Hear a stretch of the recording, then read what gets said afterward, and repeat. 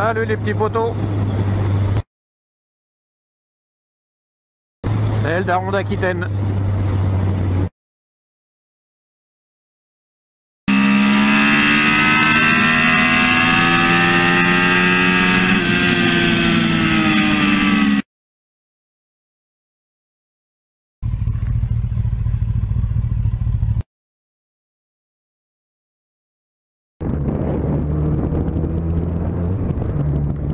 Bon, salut les petits potos, c'est le daron d'Aquitaine.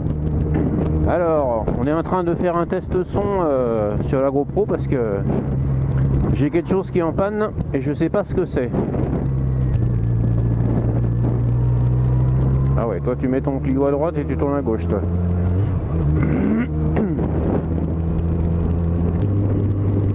Bon les potos, on est lundi matin. Je suis de repos.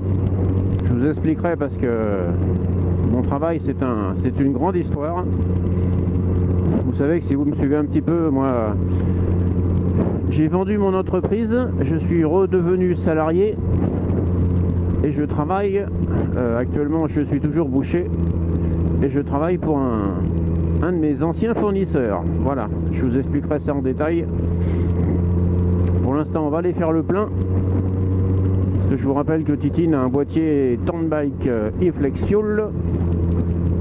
Donc moi je la fais rouler 100% éthanol.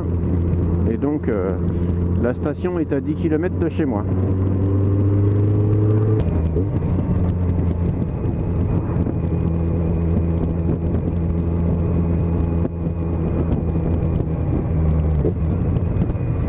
Bah oui, hein, Tintin, tu peux pas y regarder ta route et regarder ton téléphone et tenir ta cigarette et mettre ton clignotant. Bah non, t'as que deux mains. Hein.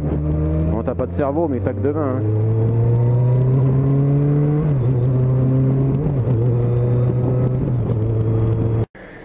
Bon les petits potos, on fait un retest de micro à l'arrêt pour voir si ça fonctionne. Parce que je vous explique, je suis toujours en panne soit de caméra, soit de micro. Donc je teste un peu tout. Vu que j'ai plusieurs micros, plusieurs caméras, comme je sais pas d'où vient la panne, ben on teste.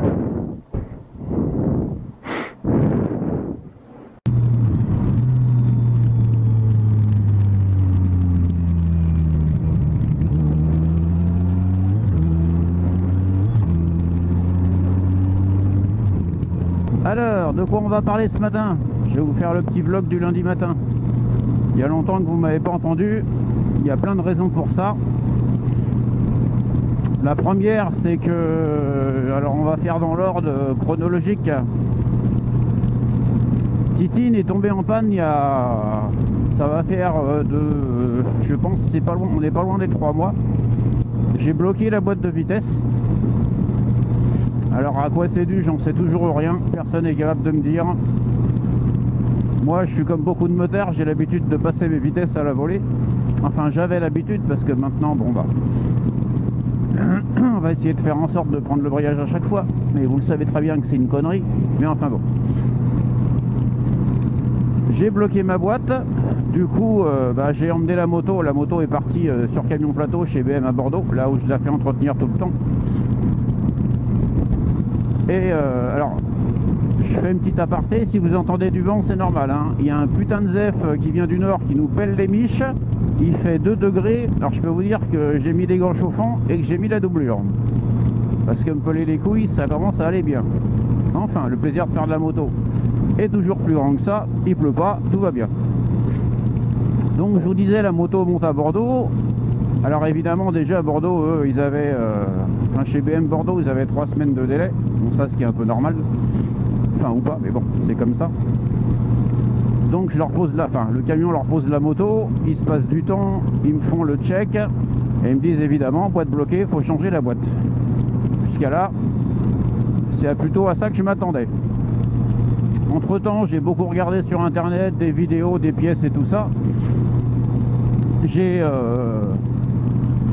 En gros, j'ai jamais vu une boîte bloquée sur une 4S 100 GT, qu'elle soit GT ou pas d'ailleurs. Donc je sais pas, j'ai pas l'info, j'ai toujours pas l'info de pourquoi du comment. Donc le devis de chez BM c'était 4000 balles. Alors vous doutez bien que c'est le prix de la moto, je n'allais pas mettre une boîte à 4000 balles. enfin la boîte faisait 3005, il y avait la pause, machin et tout ce qui va autour. Donc j'ai cherché sur internet, j'ai trouvé une boîte aux Pays-Bas, enfin dans ces coins-là, je sais plus exactement, d'occasion. J'ai payé la boîte 700 balles. Et du coup, je l'ai fait rapatrier chez BM Bordeaux, puisque la moto était là-bas. Hein. Et je l'ai fait monter. Du coup, ça m'a coûté 1500 balles. Je m'en tire pas trop mal, on va dire. Entre-temps, j'avais été voir un mécano spécialiste de BM pas loin de chez moi, Gaudin Motorrad, à Mont-de-Marsan, pour pas le nommer, qui m'a expliqué le pourquoi du comment sur la boîte. Alors c'est une fourchette qui s'est... c'est une fourchette de sélection, la 4 a priori, qui a mal enclenché et qui m'a explosé le crabot. Alors c'est un peu technique, hein, mais si vous regardez sur internet vous allez comprendre. Et quand le crabot est usé, ben, la fourchette ne sélectionne pas et les vitesses sautent. Voilà. Donc voilà la chose. Donc c'est pour ça que vous ne m'avez pas vu pendant un petit moment, vu que la moto était en rade. Ensuite, j'ai changé de boulot. Alors faut vous dire, vous savez, moi je vais sur 57 ou 58, je sais plus, parce qu'il arrive un moment où vous savez, tu comptes plus. Hein.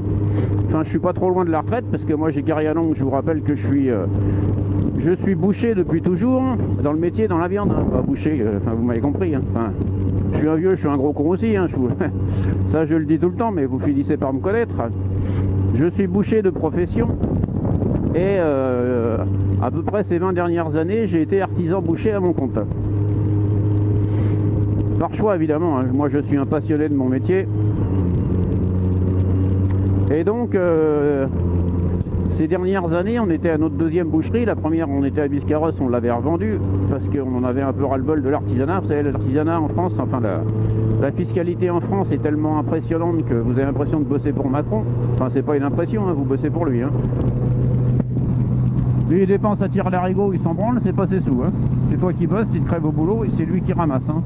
Ça a toujours été, ça sera toujours, c'est toujours comme ça. À moins qu'on leur coupe la tête, mais c'est un autre débat. Du coup, j'avais vendu ma première boucherie et je me suis dit, je vais finir un peu tranquillou. Ça, c'était il y a 5-6 ans. Je vais finir ma carrière tranquillou en salarié et puis je profiterai un petit peu les 35 heures. Ouais, mais le problème, c'est que j'ai pas trouvé chaussures à mon pied, j'ai pas trouvé quelque chose qui me plaisait. Donc avec ma petite chérie, hein, parce que ça fait 20 ans qu'on travaillait ensemble, on a repris une boutique au Tèche, hein, sur le bassin d'Arcachon, pour pas le nommer, hein, souvent je vous en ai parlé. Et on est resté là-bas 6 ans. Et puis rebelote, on se dit, bah écoute, on arrive près de la retraite, il sera peut-être temps de mettre en vente et puis voir un petit peu arriver quoi. Parce que dans le métier, on ne sait pas trop si votre boutique vous allez la vendre ou pas, donc on s'y est pris un peu à l'avance. Et là, repaf le chien, ben, on vend la boutique plus vite que prévu. Parce que bon, ça marchait bien, enfin voilà, tout ça, on trouve un couple de jeunes qui veulent s'installer. On la vend, on les suit, enfin tout se passe bien, et après, libre à eux de faire ce qu'ils veulent.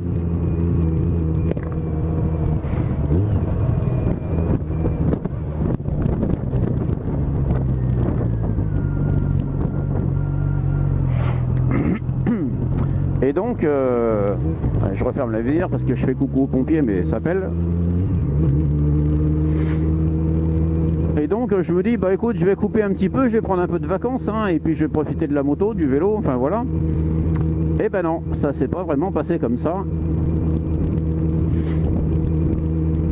Et donc,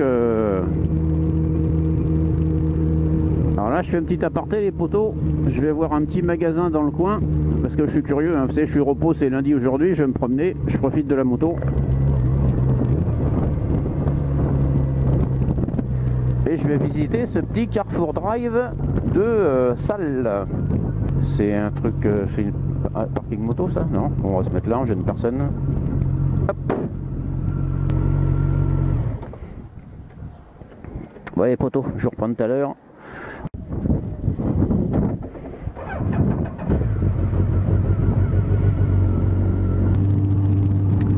Bon voilà les petits potos, on se reprend là. J'ai fait mon petit tour au magasin parce que pour la petite histoire, ma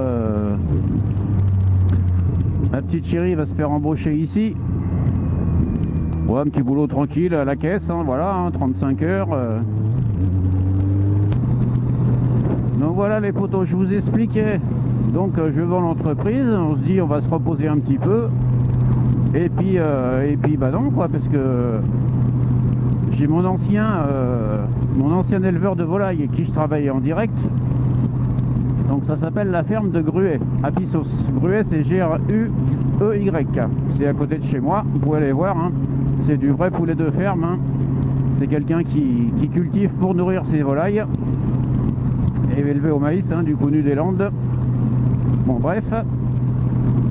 Et cette personne-là se diversifie. Il avait racheté une boucherie à côté de chez moi. Et la boucherie marchait pas. Donc du coup le gars qui était dedans s'en va et se retrouve sans boucher dans cette boucherie. Donc sachant que j'avais vendu moi ma boutique, il m'appelle en me disant bah tiens, est-ce qu'on pourrait travailler ensemble? Mais il me dit j'ai personne, le gars s'en va la semaine prochaine, est-ce que tu veux venir travailler avec moi? Bon bah écoute, ça fait 20 ans que je le connais mon éleveur, hein, on a toujours travaillé ensemble, j'allais pas le laisser dans la merde, donc bah je dis écoute, les vacances on verra après. Hein. Et bah du coup j'ai re-signé et donc ça va faire 2 bons mois, 3 mois que je travaille pour lui maintenant. Si vous me suivez sur mes réseaux sociaux, hein, vous tapez la boucherie du Palais Gourmand et vous allez me trouver.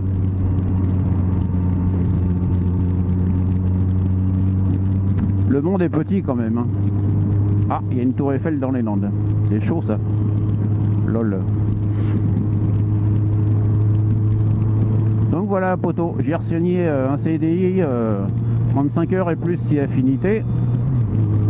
Bon, moi je vais vous dire que je suis heureux, hein. Je retravaille dans l'artisanat, je suis pour l'instant tout seul à la boutique. Je fais la viande que je veux, je travaille comme je veux et puis voilà quoi, ça se passe bien. Hein.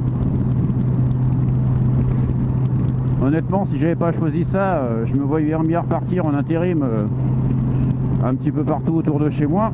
Comme ça j'alliais un petit peu le plaisir de mon boulot avec un petit peu de roulage moto. Parce que moi l'intérim dans ma région c'est beaucoup aux alentours de Bordeaux. Hein. Et puis en fait ça s'est pas fait, ça s'est fait comme ça. Voilà. Donc tout va bien.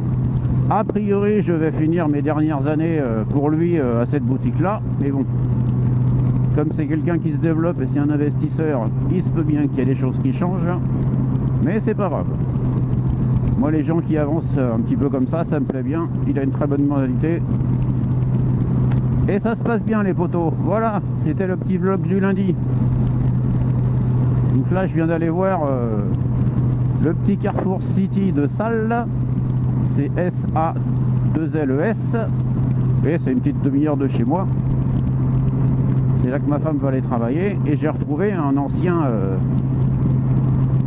boucher que je connaissais qui travaillait pas loin d'où j'étais avant, au Tèche. Vous voyez, comme quoi le monde est toujours petit. Hein. Voilà, allez, on va aller visiter un autre truc et on va parler d'une nouvelle boucherie qui s'était ouverte sur le bassin d'Arcachon. Donc on va aller voir ça. Ben ouais, je suis curieux. Qu'est-ce que vous voulez que je vous dise?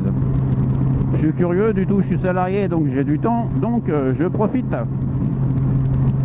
Et il fait toujours 2 degrés, j'ai mis les poignées chauffantes. Et tout va bien. Allez les potos, je reprends à tout à l'heure. À ciao.